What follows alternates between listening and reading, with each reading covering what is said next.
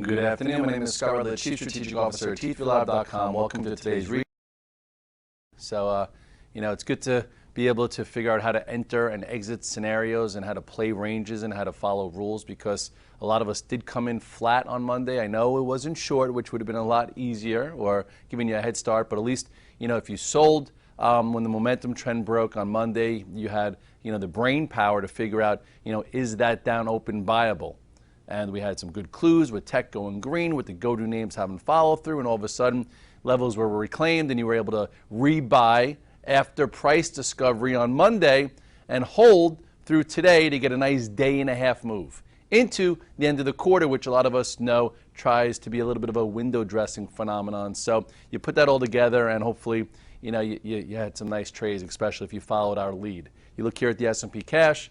All in all, we talked about how this accelerated trend line broke, okay, and that pretty much was like right around here, okay, when we lost the 8 and 21-day moving average, and now here you wind up holding the 50-day right back into the 8 and 21-day, kind of push a little bit higher, yes, so I wouldn't have just shorted the close because of the 2-day rally. Some guys are just thinking short because we're retesting this spot here, but all in all, it could push a little higher if it wants to. But at this particular point, nice day-and-a-half trade if you happen to have bought it, especially when it reclaimed some areas. We talked about the 50-day moving average on Monday morning in the Morning Call Express, or if you didn't want to buy that, you could have bought the Red Dog reversal right here, okay, when it actually reclaimed 23.35, or if you didn't want to take anything home, as soon as it crossed above here.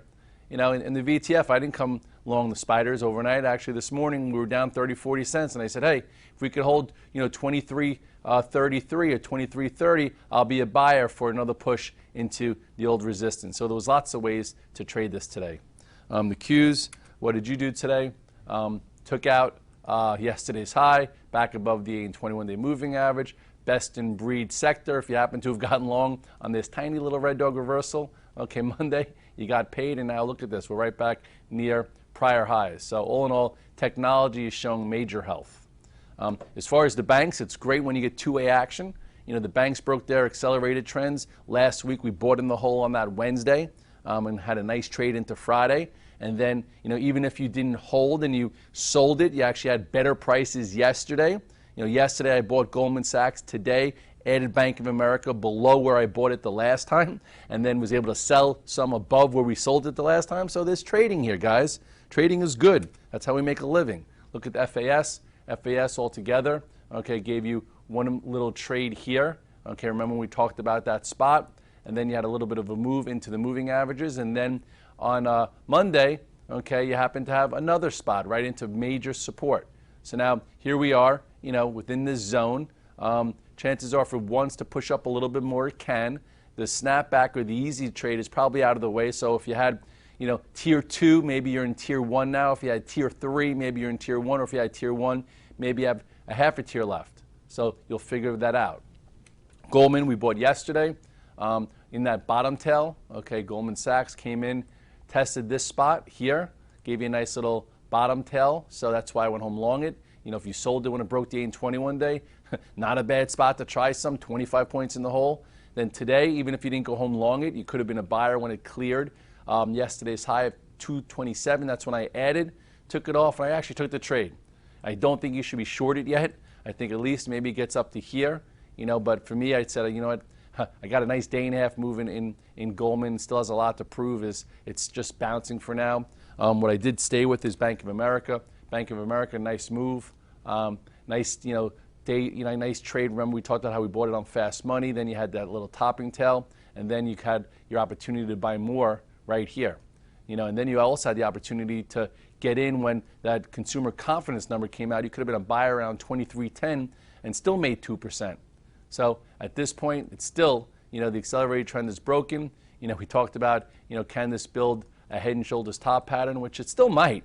You don't know. Okay, but if it's going to do that, okay, it does have some time. Look how long it took to do the left shoulder here. So right now it's bouncing up, so it still could see, a bit more back and forth. So entries and exits do matter, but all in all, if you sold it up here, you've been buying dips and selling rips, you're doing great. I'm still in Bank of America. Let's hope we get a little bit of a push up to there. The real trade, though, was in tech yesterday. In my note, I talked about the 5 or 6 names that I think can go green and give us nice trades. Apple was the focus. So happy we re-engaged this name. And then boom, all of a sudden, break out to all-time highs. I was not expecting a move to all-time highs, but it doesn't matter if you position well. Here we had those those trades, 138.82. I think I bought some, and then had some overnight, and then added when it got above yesterday's high of 141.22. And then now we're at new highs. I did sell some, around 142, waiting for some kind of pullback to the VWAP. Didn't happen. And then with this strong close, I said, hey, you know what? I'll buy a little bit just to get a little bit of follow through overnight. If there's not, I think that, it could be buyable as long as it holds above this prior pivot here. So at this point, it's been a great trade, a great vehicle for 2017. Here was another tactic. That was that gap up, held. So some of you guys are even long from right here, when basically it never filled this gap. And if you did so, great. And some of you are even long from this red dog reversal. I did that seminar on how to enter it into the new year. Well, no one knew what was going to happen with Apple into the new year. Well, here was a red dog reversal. Here's when it cleared that 118, and it's been trending ever since.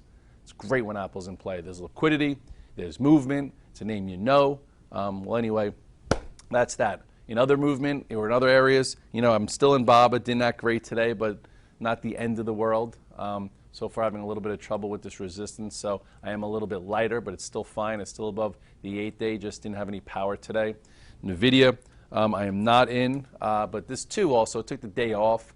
We were in it early in the morning, looked better, but it still looks like it could be okay.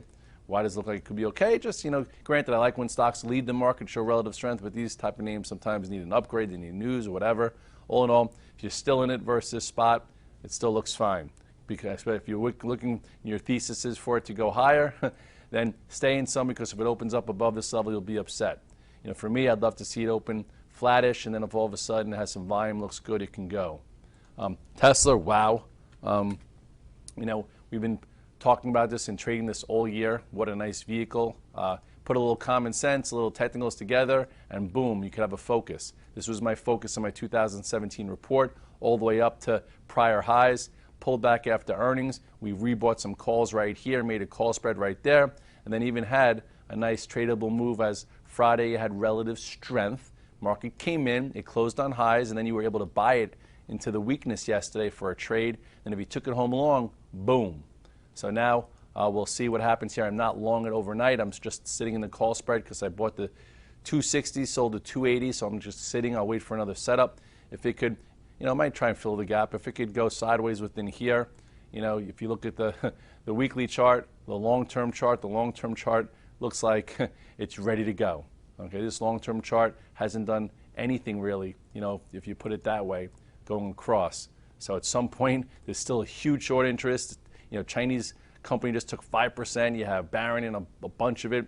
At some point, people are betting that it's going to be a hell of a lot more than just cars. It's going to be infrastructure. It's going to be technology. It's going to be energy, you name it. Tesla seems to be right there. So just don't have a blind short on, because you could blow up, because sometimes these things go a hell of a lot higher before it works. And I don't know if you could stay as solvent as some of those people who just, write about things versus trading them. So all in all, we talked yesterday. I sent a tweet out around 11 o'clock to Redler All Access once we came off those lows, saying I think the lows of the week are in. We could push back into resistance.